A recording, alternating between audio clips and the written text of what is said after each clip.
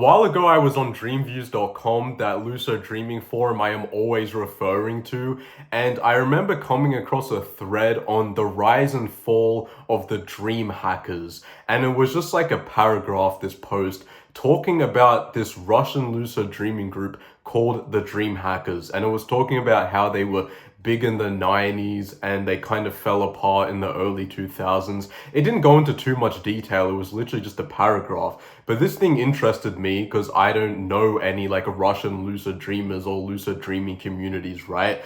And I started searching up more about them and found there is a very fucking interesting story to do with these Russian dream hackers, and all the information on them is kind of scattered around the internet, right? It's never really reached the mainstream, but it is very interesting. It involves like espionage and war with other occult groups and like run-ins with the fucking police and Russian security services, and even an apparent fucking murder is connected to these dream hackers. Literally just a group of dream researchers and lucid dreamers, right? People who just realize they're in a dream and like have fun in their dreams and shit. But it's connected with all this weird, dodgy, sus shit. So I gathered as much information on these dream hackers as possible and kind of put it all together, and I will now impart this knowledge onto you because it seems it's never really reached the mainstream, which is funny because it's really interesting, but I understand why, because a lot of it is in Russian and had to be translated, and I had to do a lot of digging to find it. But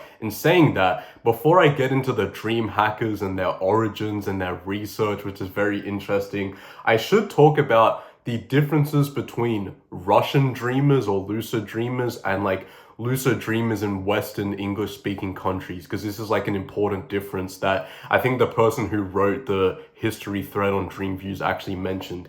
And that is that people in Western English speaking countries like me, apparently lucid dreamers there are more focused on like science and studies, and like the teachings of like Stephen LaBerge, for example, you know, who proved lucid dreaming in like the 80s, 90s or whatever. People like that focused on studies, research. And apparently, Russian lucid dreamers, at least in the 90s, which is when the Dream Hackers, this group was created, Russian lucid dreamers are more influenced by like esoteric teachings, not as much scientific studies and all that. I was reading, especially in the 90s, a big influence on Russian lucid dreamers was Carlos Castaneda, I hope I'm pronouncing that right. I don't know if you heard about that guy. I don't know much shit about him. He was like a shaman or something. He wrote a popular book.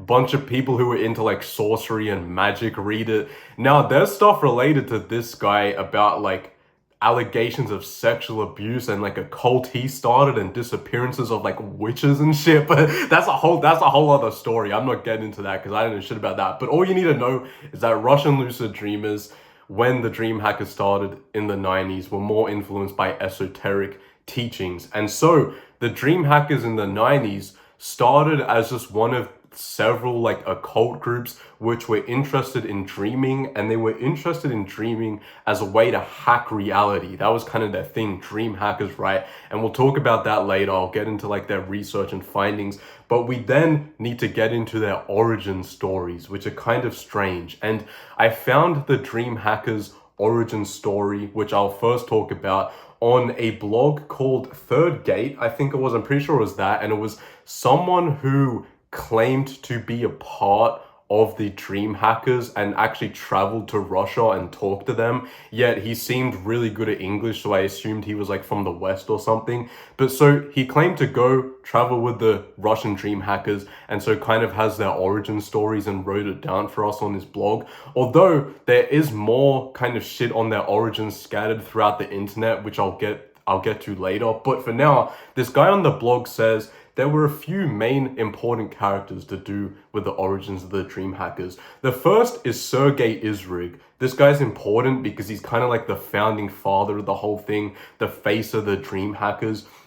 There's then Tambov, Spam, Doc, and Ravenna. I don't know their real names. Ravenna is also an important character. Spam, not so important. You don't hear much about him. Tambov and Doc, kind of important because the origins of the dream hackers goes like this. Apparently, Sergei and Tambov traveled to Chile to visit a Russian colony because they were pursuing a financial investment. This was in the 90s. I don't know what financial investment they were pursuing, maybe something to do with dreams. The blog didn't go into detail on that. I could not find out what it was, but they were doing that. And when Sergey and Tambov were in Chile, Tambov met with Doc, and Doc warned them that they were being spied on by the KGB, which at the time obviously was like the Soviet fucking security service or something. So the KGB was spying on Sergey and Tambov. Once again, I don't know the exact reason, but I did find some clues as to why they would have been getting spied on, which I'll talk about later. But after they were being spied on, apparently the KGB murdered Sergey's fiance, fucking murdered her. Once again, I couldn't find any more shit on that murder. I don't know if that's like legit or something, but it didn't seem like he was lying.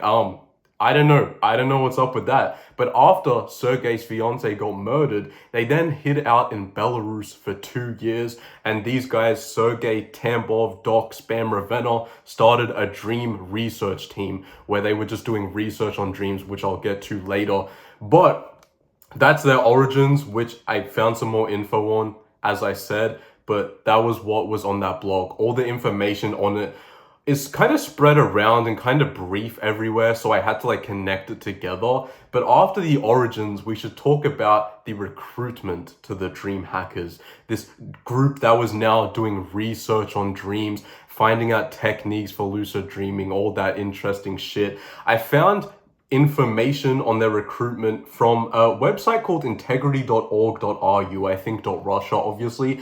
And this website was created by someone who claimed to be a part of one of the earlier waves of dream hackers. I didn't get his name from his website, but he was talking about how he created a website to like recruit people to the dream hackers under Sergey's instructions. Sergey was kind of running the whole thing. So this guy created websites for them, got like people to get recruited, and then I think in 2003 he stopped doing any work for the dream hackers and kind of stopped everything because he claimed they were behaving badly towards him. He didn't go into detail about what that shit was, but he did go into more detail about how people were getting recruited to the dream hackers. And this is kind of funny because this kind of contradicts a thing I will later talk about, but for now, this guy on the website talks about how if you wanted to get recruited to be a dream hacker, you got invited to be in like a chat, like an online chat, which sometimes lasted for hours and sometimes was attended by a fucking board. Like you had the high council of the dream hackers come in and watch your interview or some shit. And here they interviewed you about your motivations, your skills, your experience with like dream research and dreaming. I guess I kind of get the vibe that they weren't actually hiring any like strict scientists or anything. They were just kind of hiring any fucking person who had an interest in dreams and was interested in all that. Kind of links in with the whole esoteric teaching thing. They weren't looking for scientists, just cool fucking people. And yeah, so they talked about your motivation in this chat, which sometimes actually happened several times. And after that, if you got accepted to be one of the dream hackers, you had to pay an entrance fee. And by entrance fee, I don't mean something like money. Their entrance fee was actually, you had to come up with like a technique or some kind of research and share it with their team. Once again, did not go into details into what that was. Maybe like some lucid dreaming technique you had to come up with. So in saying that, you just get the vibe from this, they had really strict like conditions on becoming a dream hacker. And once you joined, this website said you had to be constantly doing research and sharing your findings with the rest of the dream hackers. And I do remember reading as well, they like met up in Russia and like different cities and all that to share their research and everything. But yeah, that was how you got recruited to a dream hacker. Now, I do remember reading something else, which I didn't really write down. I didn't get too many details on this, but I remember reading about something how there was different like houses or different gangs or some shit they were talking about within the dream hackers, because there were so many dream hackers and they all had different skills and shit like that. And I also was reading there was lots of like internal wars and power hoarding, and so I get the vibe it was not all like a good, nice community all the time. I think there was lots of fighting like within the dream hackers, right? So these guys did lots of research on dreams, kind of scattered all around the internet, as I said, but their most well-known dream research, which has actually made its way into the West, and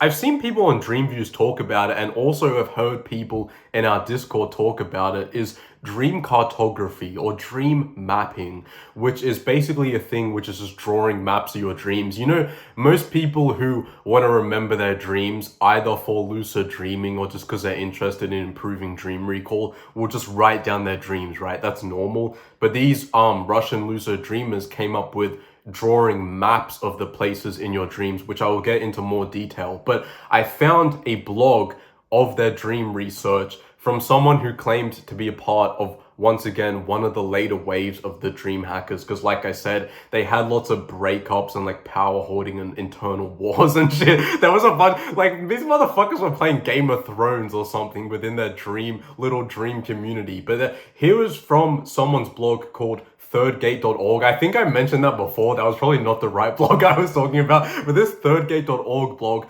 took a bunch of Sergey's articles and translated them to English. And this guy claims he was a part of the dream hackers, so it's kind of reliable. This is interesting because not only do we find out about Sergey's findings and the dream hackers research from these blog posts, we also get more information on their origins. Sergey also said the only reason this information was being shared to the public was because of a blunder to do with their colleague, where some of their dream research ended up in the hands of the Federal Security Service in Russia.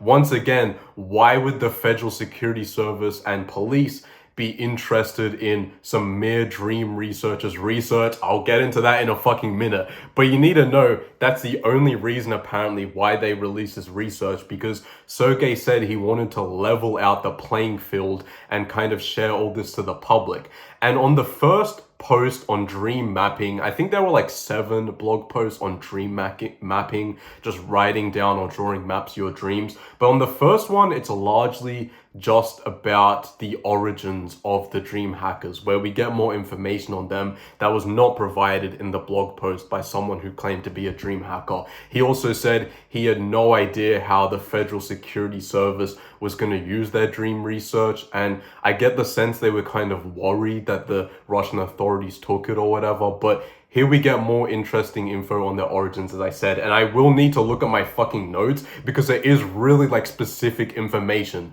So Sergey said, and as well, he's kind of talking about himself in third person as if he's writing a story or some shit. I kind of get the vibe he was trying to make everything really dramatic, so I don't know how reliable all this is. Of course, you get several dream hackers on several different blogs backing all this up, but Sergey was really dramatic. And I have to read this from my notes, right? He says he set up 6 dream clubs, I assume where he recruited people that were interested in dreams. He set up these dream clubs in Belarus, Latvia, and 4 cities across Russia. He hired 5 marketing reps, it's so fucking specific, and 16 psychoanalysts to lure people into the clubs and conduct interviews. Some fucking CIA shit here. Then he got 41 ex-military analysts to sift through all the recordings of people's dreams they got and make classifications and just organize all the dreams and find common threads and shit like that. So in this kind of origins blog post, he's kind of positioning himself as like Bruce Wayne or the Count of Monte Cristo type shit. You know, some rich guy who has unlimited resources and he can like pay anyone and set up any dream club for his own fucking means. It's kind of interesting. Once again, this links in with him pursuing a financial investment in like Chile. He seems, I don't know how he was getting all this money. I could not find any information on Sergey Isrig. I don't know if he was using another pseudonym name or some shit, but it's interesting. And he claims that after the, what is it, fucking 41 ex-military analysts went through all this data, what stood out to him was the amount of synchronicities, apparently. And he claimed through all these dreams, there was synchronicities and just same shit going on. And here is where he introduces us to another interesting character, because he claims he was going through his dreams, or the dreams of people that he got from the fucking dream clubs, and he saw a dream of a woman who dreamt she was in the pyramids, Egyptian pyramids, and came across a chicken coop or something. And then he says he had the same dream, except instead of chickens, he came across cattle in the Egyptian pyramids or something like that. And so he thought this was some crazy dream synchronization. So then he went to the woman and met her, and they became friends, and this woman turned out to be someone called Allah. And Sergei refers to Allah as Allah, the Scarlet Star of Zaslavl. There's a mad world building here, and Zaslavl is like a town in Belarus from what I searched up. And Sergei says, Allah then became one of the dream hackers, and she had a rebellious spirit and a tragic fate, which he said he would explain. But when I went through all the other posts, I could not find out what happened to Allah, Scarlet Star of Zaslavl. So her fate, whatever it was, which apparently was tragic, is forever lost to time. But that's just interesting. Like, what a hard fucking name, Allah, Scarlet Star of Zaslavl. But here, we get more information as well on why the Federal Security Services would be interested in the dream hackers and Sergei's findings, and maybe why his fiance was apparently murdered. He claims that in the 90s, 80s, whatever, people kind of published articles about dream research really freely, but he says that this changed in 1995, where apparently a bunch of researchers like dream research started disappearing from their archives and whatever. And I guess he was implying the military or police were kind of getting rid of this. And he kind of describes hundreds of works that were like kind of describing links between dreams and like issues and trauma and shit. He says they were kind of disappeared and got taken away. For example, dream differences for assault survivors compared to people who aren't assaulted, dreams of those surviving concentration camps and mass shootings, dreams of adults showing signs of hearing loss, all these kind of things, all these like dream research things, which would be really interesting, I guess, to like the medical field and like psychologists and whatever, apparently started disappearing, especially as well the role of dreams in adapting to stress, just shit like that. And he says he though was able to archive all these different studies that started disappearing, and he archived them with the help of the dream hackers. So I get the vibe maybe the police or authorities, I don't know how true any of this is, right? Don't quote me on any of this, but I guess they were maybe after Sergei and his dream hackers because they were archiving all this information that the authorities didn't want them to find out. And then after that, he moves on to the dream mapping thing, which, as I said, is kind of their most well-known research. Now, I won't go into like all the details on this because it's very complicated and that would be a whole other fucking conversation in of itself. I will, of course, send you the links to all this shit. But as I said, it was basically just drawing maps of your dream places. Firstly, because this would obviously help your dream recall, kind of. And secondly, because Sergei claimed once you start drawing maps of your dreams every time you wake up, even if it takes like really long to remember them, you will get it down eventually. He claimed you will start noticing like places overlapping over times and persistent places. And he claimed once you get a bunch of people drawing maps of their dreams, you will realize a lot of them have overlapping places or some shit. Now, I don't know how credible this is and how much credit I would give it, because if I, of course, am telling someone that if they draw maps of their dreams and if they do that, they will find consistent dream places, they will find that probably because of their expectations. And a lot of our dreams are based on our expectations and our schemas, right? So if I keep telling you, you'll find persistent places in your dreams if you like draw maps of them, you probably will.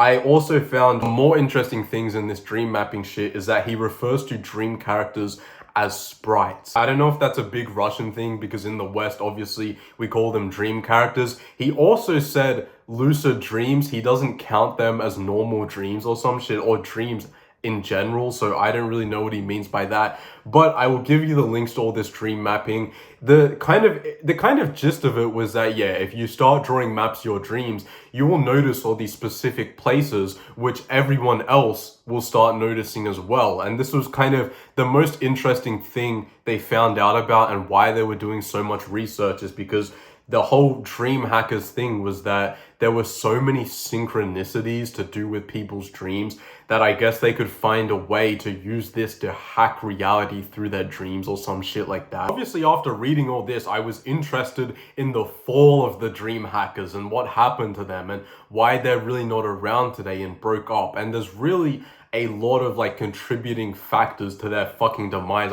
This feels like a history class or some shit. I feel like a history teacher right now talking about the fall of the Roman Empire or something. I don't know anything about that. But yeah, their fall is very interesting. There are a lot of factors into it. One of these, as I already talked about, was there was lots of power hoarding, internal wars, and you could see from like the early blog post I talked about, or the website of the person who made websites and helped with recruitment, talking about how they were behaving badly against him. So you can just see from that, there was lots of inner beef and politics and shit. But another interesting thing is that they had wars or kind of altercations with other cult groups or occult groups, whatever. I kind of see the dream hackers as a cult, I should say as well. I know they probably wouldn't call themselves a cult, but it does seem like a cult to me. The Sergey Isrig guy is kind of positioning himself as like, I don't know, some kind of fucking great leader like Jesus Christ or some shit. The way he types about himself is so fucking dramatic. Like, this guy is the humblest dream researcher in the world, bro. But no, he also, yeah, they also had, let me say on topics, they had wars